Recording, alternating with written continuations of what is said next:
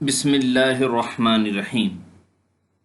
Army public school and college fort road کے on line support programme کے تحت جماعت نہم کے طلباء کو خوش آمدید۔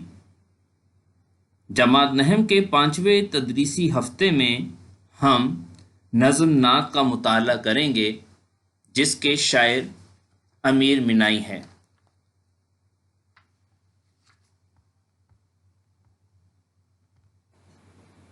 نعت کے شاعر امیر منائی 1832 کو لکھنؤ میں پیدا ہوئے۔ امیر منائی کا شمار اپنے دور کے قادر الکلام شاعروں میں ہوتا ہے، یعنی ایسے شاعر جنہیں شعر کہنے پر بڑی قدرت حاصل تھی۔ انہوں نے تقریباً تمام ہی اصناف میں شاعری کی، مگر ان کی پہچان غزل اور نعت گوئی ہے۔ آپ کی شاعری زبان و بیان کی خوبیوں اور فکر و خیال کی رعنائیوں کا مجموعہ ہے۔ آپ کی تصانیف میں 2 عشقیہ دیوان ملتے ہیں، مرآت الغیب اور صنم خانہ عشق، جبکہ ایک نعتیہ دیوان محمد خاتم النبیین صلی اللہ علیہ وآلہ وسلم، اور آپ کی یہ نعت بھی اسی نعتیہ دیوان سے ماخوذ ہے۔ آپ نے ایک شاعروں کا تذکرہ بھی لکھا انتخاب یادگار کے نام سے، اور آپ کا ایک بڑا اہم علمی کارنامہ امیر اللغات ہے۔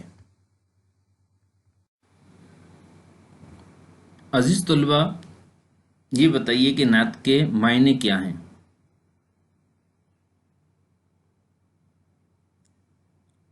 نعت ایک نظم ہوتی ہے جس نظم میں حضور پر نور شافع یوم النشور صلی اللہ تعالی علیہ وآلہ وسلم کی ذات، صفات اور اخلاق حمیدہ کی تعریف کی جاتی ہے۔ آپ صلی اللہ تعالی علیہ وسلم کے اوصاف، آپ کی رفعتیں، آپ کی بلندیاں، آپ کے کمالات، آپ کے درجات، آپ کی خوبیاں، آپ کے اخلاق اور آپ سے وابستہ، آپ سے تعلق رکھنے والی مختلف چیزوں کا بھی اس میں ذکر ہوتا ہے۔ موضوع کی وسعت کے پیش نظر نعت کسی بھی حیث میں لکھی جا سکتی ہے، لیکن نعت کے لیے چند صفات کا ہونا لازمی ہے۔ نعت عشق رسول صلی اللہ تعالی وسلم میں ڈوب کر لکھی جاتی ہے۔ حمد اور نعت کے درمیان حد فاصل ہونا ضروری ہے۔ زبان پاکیزہ اور الفاظ کا استعمال اور انتخاب کرتے ہوئے آپ صلی اللہ علیہ وآلہ وسلم کے مرتبے کا بہت زیادہ خیال رکھنا ہوتا ہے، اور لہجے میں عقیدت، محبت۔ نعت جو تاثیر رکھتی ہے وہ پرسوز ہوتی ہے۔ نعت کا پہلا شعر ہے: صبا بے شک آتی مدینے سے تو ہے، صبا بے شک آتی مدینے سے تو ہے، کہ تجھ میں مدینے کے پھولوں کی بو ہے۔ صبا صبح کی ٹھنڈی ہوا کو کہتے ہیں، جبکہ بو جو ہے یہاں پہ خوشبو کے معنوں میں آیا ہے۔ مفہوم کچھ اس شعر کا یوں بنے گا کہ اے صبح کی ٹھنڈی ہوا، بے شک تو مدینے سے آ رہی ہے، کیونکہ تیرے اندر مدینہ منورہ زاد اللہ شرفا و تعظیمہ کی پھولوں کی خوشبو آ رہی ہے۔ کیا خوب کسی نے کہا کہ کیا بات ہے باد صبا، کیوں اتنی معطر ہے، ضرور سبز گنبد کو چوم کر چلی ہوگی، چوم کر چلی ہوگی، جھوم کر چلی ہوگی۔ یقیناً مدینہ منورہ زاد الشرف و تعظیمہ جو ہے ایک بہت مقدس ترین شہر ہے، کہ یہ وہ شہر ہے جہاں پر سب سے پہلے اسلام کی حکومت قائم ہوئی۔ آپ علیہ الصلاۃ والتسلیم نے اسے اپنا مسکن بنایا،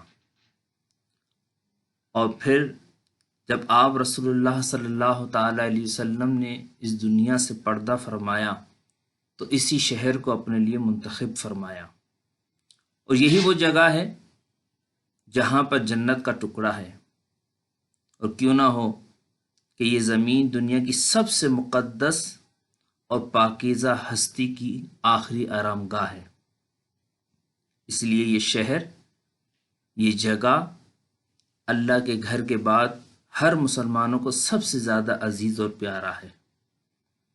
بقول کسی شاعر، خسروی اچھی لگی نہ سروری اچھی لگی، خسروی اچھی لگی نہ سروری اچھی لگی، ہم فقیروں کو مدینے کی گلی اچھی لگی۔ اس نعت کے جو شاعر ہیں امیر مینائی، وہ بھی شہر نبوی صلی اللہ تعالی علیہ وسلم سے اپنی محبت کا اظہار کر رہے ہیں۔ وہ کہتے ہیں کہ یہ شہر مجھے بے حد عزیز ہے، اتنا عزیز کہ مجھے ہواؤں میں اس کی خوشبو آتی ہے، مدینے کے پھولوں کی خوشبو محسوس ہوتی ہے، گویا ہر شے جو حسن ہے وہ اسی مدینے سے نکلنے والے نور کی بدولت ہے۔ آپ صلی اللہ علیہ وسلم کے آنے ہی سے یہ دنیا توحید کی روشنی سے منور ہے۔ آپ صلی اللہ علیہ وسلم کی بدولت ہی دنیا تہذیب کی خوشبو سے معطر ہے، ورنہ تو انسان جہالت اور تاریکی کا مسافر تھا، توحید کی روشنی اور تہذیب کی خوشبو سے محروم تھا۔ اسی لیے شاعر صبح کی ہوا کو مخاطب کرتے ہوئے کہتا ہے کہ تجھ میں خوشبو ہے، اور یہ خوشبو بتاتی ہے کہ تو میرے آقا علیہ الصلاۃ والسلام کے شہر مدینہ سے آئی ہے۔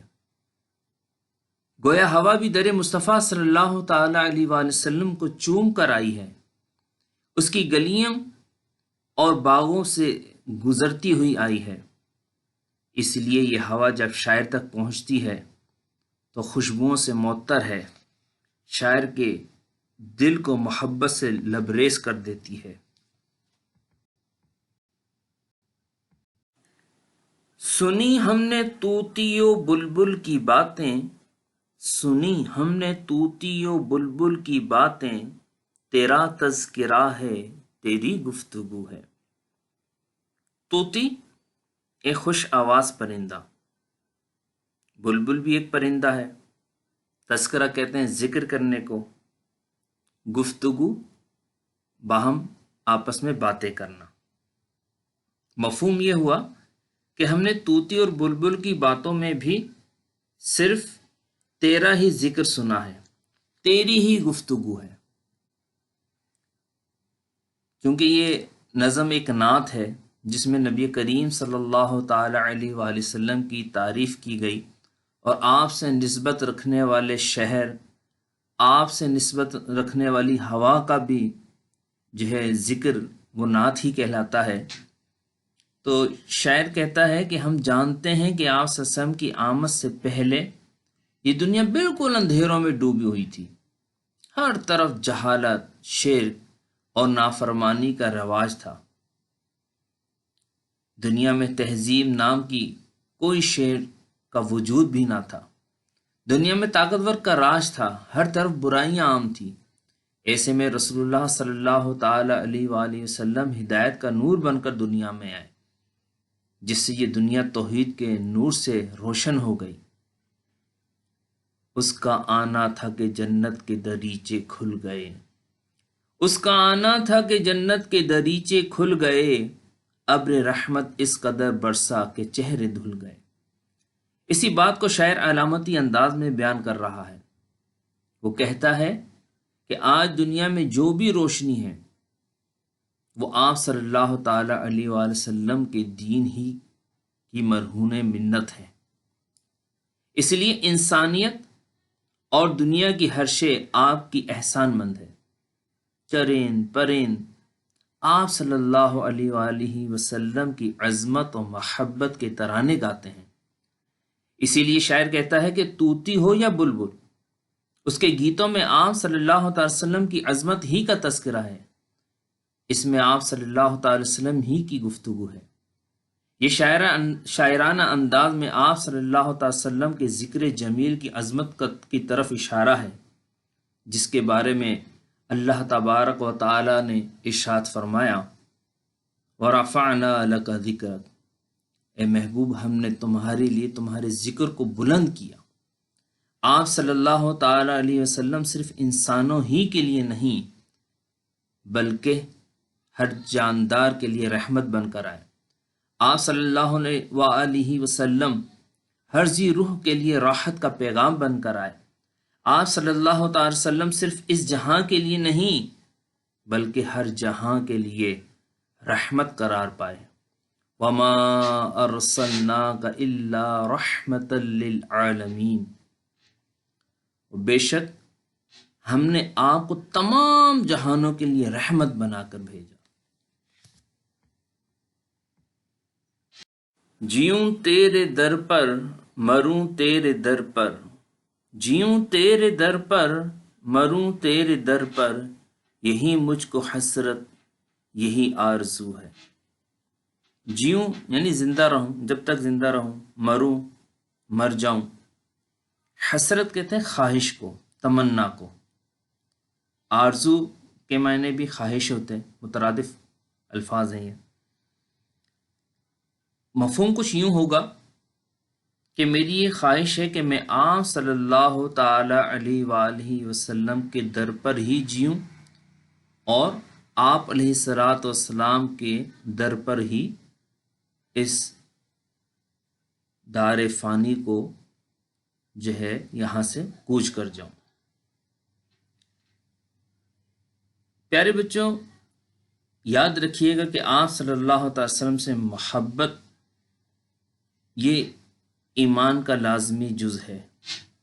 قرآن تو ایمان بتاتا ہے انہیں، ایمان یہ کہتا ہے میری جان ہے یہ، اس کے بغیر ایمان مکمل نہیں۔ اس لیے ہر مسلمان کے دل میں اللہ کے بعد سب سے زیادہ محبت اور عشق کے جذبات صرف نبی رحمت صلی اللہ تعالی علیہ وآلہ وسلم کے لیے ہوتے ہیں، اور وہ بلا شبہ اس کے حقدار ہیں کہ انہیں اس سارے جہاں میں اپنے ماں باپ اور اولاد سے بڑھ کر ہر عزیزوں سے زیادہ محبت انہی سے کی جائے۔ ایک فارسی شاعر نے اسے کچھ یوں بیان کیا ہے کہ بعد از خدا بزرگ توئی قصہ مختصر، کہ آپ صلی اللہ علیہ وآلہ وسلم خدا کے بعد سب سے زیادہ محترم اور بزرگ ہیں۔ جناب امیر مینائی بھی اس شعر میں اسی محبت کا اظہار کر رہے ہیں کہ وہ چاہتے ہیں کہ شہر نبی صلی اللہ علیہ وآلہ وسلم میں ہی ان کا جینا اور مرنا ہو، اور یقیناً یہ ایسی خواہش ہے جو شاید ہر مسلمان کے دل میں مچلتی ہو۔ شہر نبوی صلی اللہ تعالی علیہ وسلم کی فضاؤں میں رہنا اور پھر مرنے کے بعد وہیں دفن ہونا، یہ ایک ایسا خواب ہے جو شاید ہر مسلمان دیکھتا ہے۔ یہ ہر مسلمان کے دل کے وہ جذبات ہیں جنہیں شاعر نے الفاظ کا جامہ پہنا دیا۔ وہ سمجھتا ہے کہ اس کے لیے اس سے بڑھ کر کوئی اعزاز نہیں ہو سکتا کہ وہ شہر نبی میں جیے اور وہیں پر اس کا وقت آخر آ جائے اور وہ مر جائے۔ بقول کسی شاعر، میری الفت مدینے سے یوں ہی نہیں، میرے آقا کا روزہ مدینے میں ہے، میں مدینے کی جانب نہ کیسے کھینچوں، میرا تو جینا مرنا مدینے میں ہے۔ جمے جس طرف آنکھ جلوہ ہے اس کا، جمے جس طرف آنکھ جلوہ ہے اس کا، جو یک سو ہو دل تو وہی چار سو ہے۔ جمع ہے آنکھ، جمع جس طرف آنکھ، یعنی جس طرف آنکھ دیکھے، جلوہ نظارہ، یکسو ایک طرف متوجہ ہونا، اور چار سو چاروں طرف۔ مفہوم کچھ شعر کا یہ ہوا کہ آنکھ اور دل جس طرف بھی متوجہ ہو جائے، چاروں طرف آپ صلی اللہ تعالی علیہ وسلم کا تذکرہ سنائی دے۔ یہ سچ ہے کہ آج دنیا میں جو روشنی بھی ہے وہ آپ صلی اللہ تعالی وسلم کے نور سے ہے۔ شاعر کہتا ہے کہ وہ جس طرف بھی دیکھتا ہے اسے ہر چیز نبی کریم صلی اللہ علیہ وآلہ وسلم کے نور سے روشن اور منور دکھائی دیتی ہے۔ یوں لگتا ہے کہ جسے ہر شے آپ صلی اللہ تعالی وسلم کے حسن کی خیرات سے مالا مال ہو چکی ہے، اس کی آنکھ ہر شے میں نور محمدی صلی اللہ تعالی وسلم کی روشنی دیکھتی ہے۔ پھر شاعر کہتا ہے کہ اس کا دل بھی اگر عشق رسول صلی اللہ تعالی علیہ وسلم سے لبریز ہو جائے تو اسے بھی ہر طرف آپ صلی اللہ علیہ وسلم کا جلوہ اور تذکرہ سنائی دے گا۔ گویا شاعر کے مطابق آج دنیا میں جو روشنی اور تہذیب موجود ہے وہ سب آپ صلی اللہ علیہ وسلم کی بدولت ہے، ورنہ دنیا میں انسانیت یوں ہی اندھیروں میں بھٹک رہی ہوتی۔ شاعر کے شعر میں عشق رسول صلی اللہ تعالی وسلم بھی معجزہ نظر آتا ہے، یعنی اسے ہر طرف اور ہر شے میں اپنے محبوب صلی اللہ علیہ وآلہ وسلم کا جلوہ نظر آتا ہے۔ یہ عشق کی معراج ہے کہ انسان کا دل اپنے محبوب کے تصور کی آماج گاہ بن جائے اور اسے ہر طرف صرف وہی دکھائی دے۔ بقول کسی شاعر، دل کی آئینے میں ہے تصویر یار، دل کے آئینے میں ہے تصویر یار، جب ذرا گردن جھکائی دیکھ لی۔ تیری راہ میں خاک ہو جاؤں مر کر، تیری راہ میں خاک ہو جاؤں مر کر، یہی میری حرمت یہی آبرو۔ حرمت عزت کو کہتے ہیں، آبرو وقار عزت کے معنوں میں بھی آتا ہے۔ خاک ہو جاؤں، مٹ جاؤں، مر جاؤں، فنا ہو جاؤں۔ مفہوم کچھ یوں ہے کہ میری عزت اور وقار اسی میں ہے کہ میں آپ صلی اللہ تعالی علیہ وآلہ وسلم کی راہ میں قربان ہو جاؤں۔ یہ محبت اور عشق کی انتہا ہے کہ انسان اپنے محبوب صلی اللہ علیہ وآلہ وسلم کے لیے اپنی جان قربان کر دے، اور یہ ایک مسلمان کے لیے سب سے بڑھ کر ہے کہ وہ نبی کریم صلی اللہ علیہ وسلم کی حرمت کے لیے اپنی جان تک قربان کر دے، وہ ان کے راستے کی دھول بن جائے، فنا ہو جائے۔ جیسا کہ ایک حدیث میں مفہوم کچھ یوں ہے کہ خدا کی قسم تم اس وقت تک مومن نہیں ہو سکتے جب تک کہ تم مجھے ہر چیز سے بڑھ کر نہ چاہو۔ اس لیے ایک مسلمان کے لیے اپنے ماں باپ، اپنی اولاد، اپنے مال و دولت سب سے بڑھ کر نبی کریم صلی اللہ تعالی وسلم کی حرمت ہوتی ہے، اور وہ اس حرمت کی خاطر اپنا سب کچھ قربان کر سکتا ہے۔ یہی وہ جذبہ ہے جو ایک امت کے وجود کو قائم رکھتا ہے۔ کسی بھی امت میں اس کے نبی کو مرکزی حیثیت حاصل ہوتی ہے، اور اس مرکزی حیثیت کو قائم رکھنے کے لیے عشق اور اطاعت کے جذبے کی سب سے زیادہ اشد ضرورت ہوتی ہے، اور اس کی خاطر اپنا سب کچھ لٹا دینے کا جذبہ۔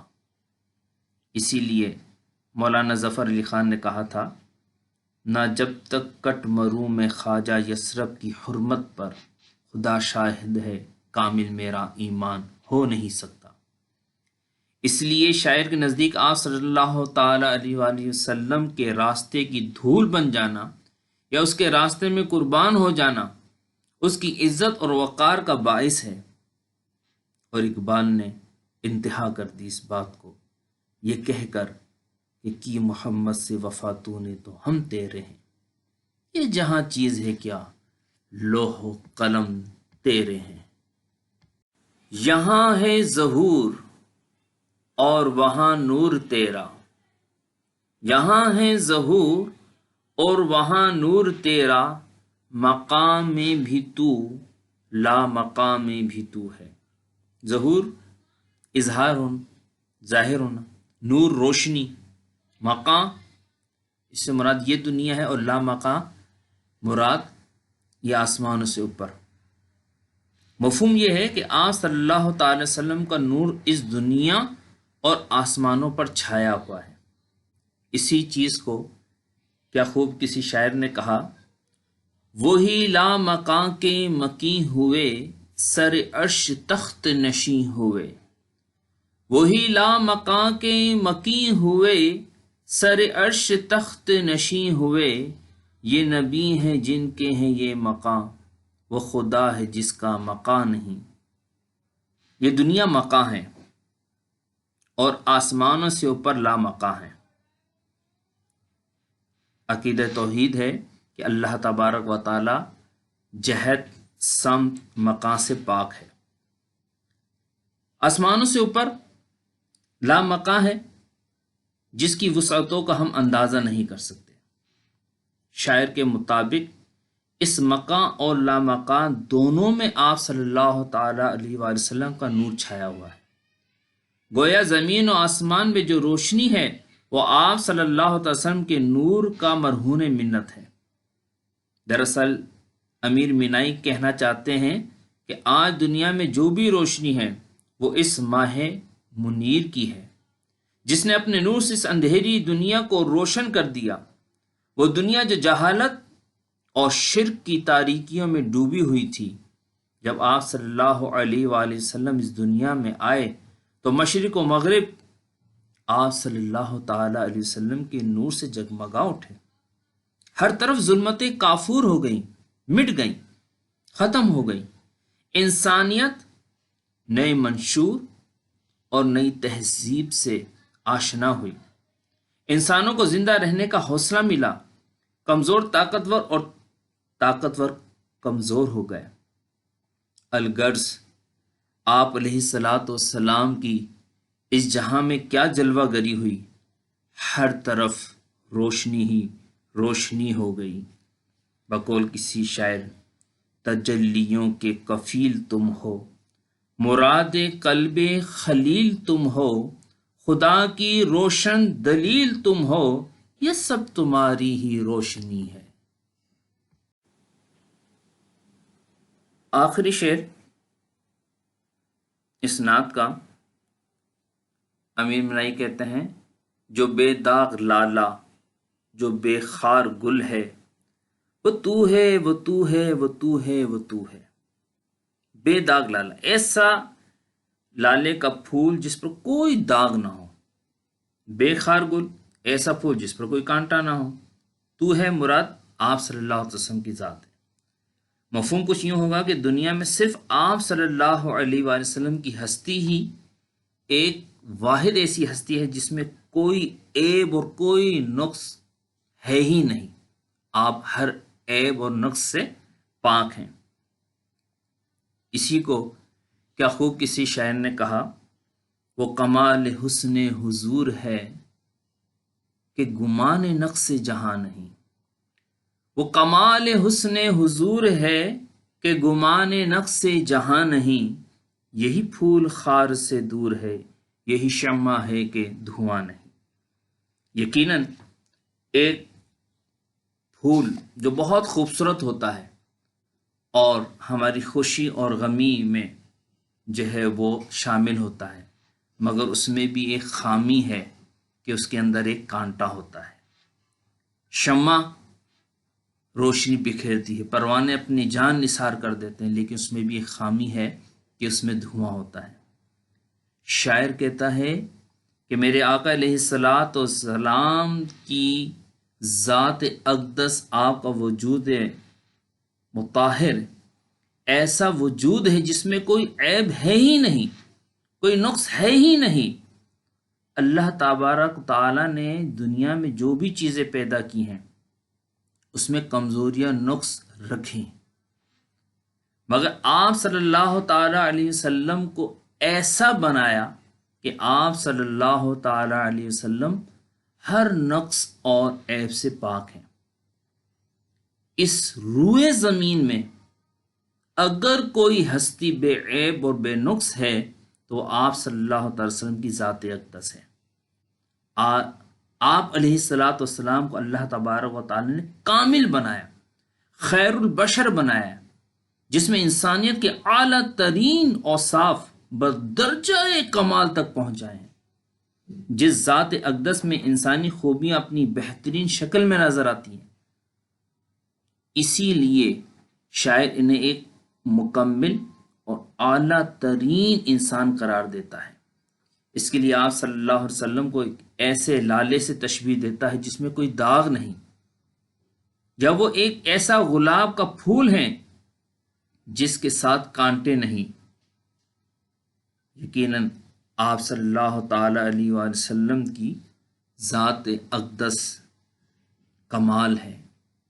سب سے اولا و اعلیٰ ہمارا نبی، سب سے بالا و اعلیٰ ہمارا نبی، اپنے مولا کا پیارا ہمارا نبی، دونوں عالم کا دولہا ہمارا نبی۔ پیارے بچوں، یہ نعت کی جو ہے شرح تھی، ایک ایک شعر کو بیان کیا گیا۔ اس کو دوبارہ سنیے اور اس کی روشنی میں کوشش کیجئے کہ ہر شعر کی تشریح آپ لکھیں اور اس کے بعد اس کا خلاصہ اور مرکزی خیال رکھیں، اور مشقی سوالات جو کتاب میں آخر میں دیے گئے ہیں ان کے جوابات بھی لکھیے۔